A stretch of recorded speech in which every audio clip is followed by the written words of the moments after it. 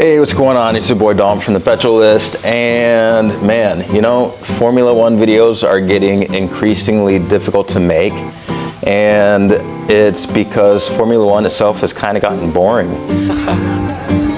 Max Verstappen wins the Mexico Grand Prix. 6 victories in Formula One for Max Verstappen. With 10 career wins in 6 seasons, 2 years later, he's heading to victory number 36.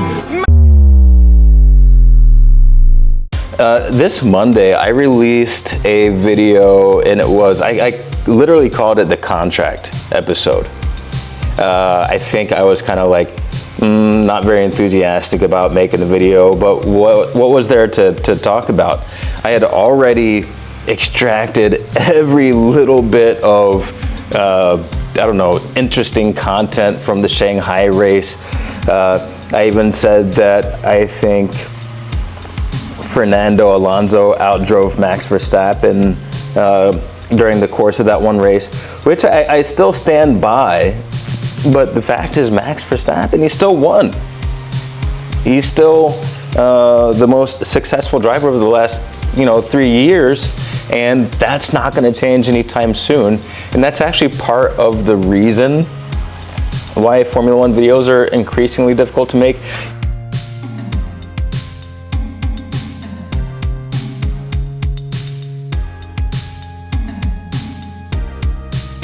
Here's an example.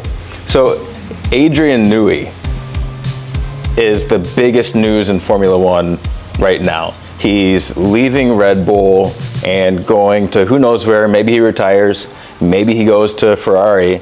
But the fact that we're a few races into the season and we're not talking about stuff that's going on the track, that's really bad news. We're talking about drivers who aren't even there yet. We're talking about Kimi Antonelli.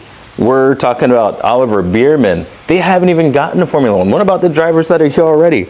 We're talking about Sed. He's retired. So Formula One is getting extremely difficult to talk about.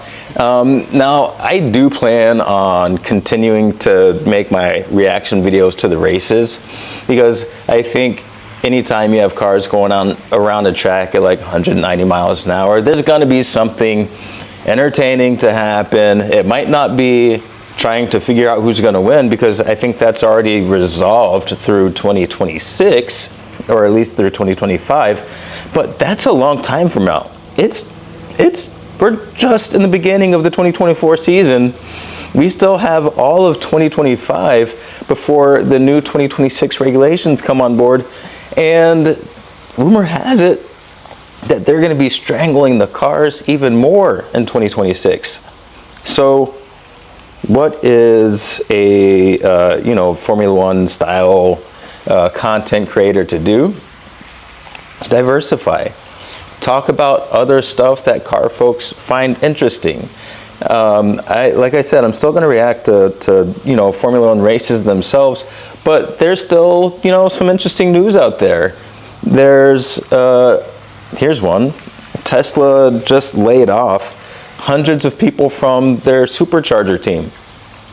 Now, one of the biggest complaints about electric vehicles right now is the infrastructure. People are pulling up to, charging infrastructures, or I guess their equivalent of gas stations, and the things aren't working. They're freezing in the middle of Chicago in the winter, and the one thing that is supposed to save electric cars, which is a better infrastructure, the leading, like the giant, the penultimate charging network people has just laid off their networks, and that spells big trouble for electric vehicles. And this is just a week after laying off 14,000 people.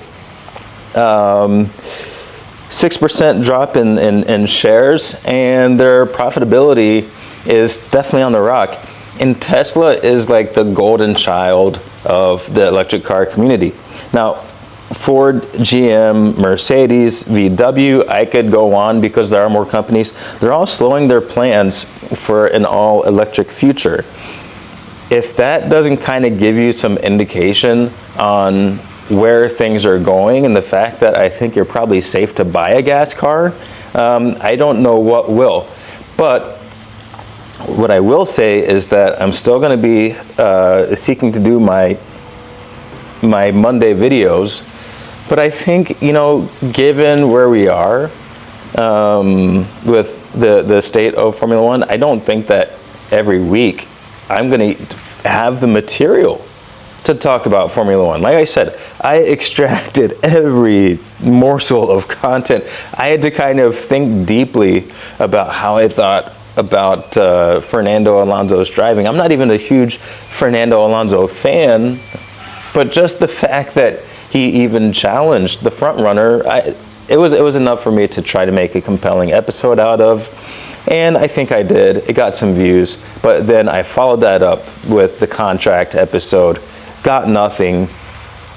But when you think about it, who's going to see a video on contracts and be like, I'm going to click on that one? Contracts? That's legal crap. Yeah, I hope Sainz finds a good seat for 2025. But at the end of the day, it's not even what's going on the track. I don't want to talk about contracts every other week. You don't want to listen to that. So it's going to take a little more creativity on my end, a little more research, a little bit more reading Car and Driver and Road and Track and Top Gear and all these different places to find the car news that is, you know, important to enthusiasts like, you know, like you and me. And I am going to be trying to talk to more car enthusiasts, car owners in the DFW area. So I'm going to figure it out. I just thought I'd make a midweek midweek video because, yeah, we're on this journey together. It's a passion project for me. So why pigeonhole myself into content that might not be the most entertaining if I don't absolutely have to. I'm not getting sponsorships from Formula One, so I can talk about other crap.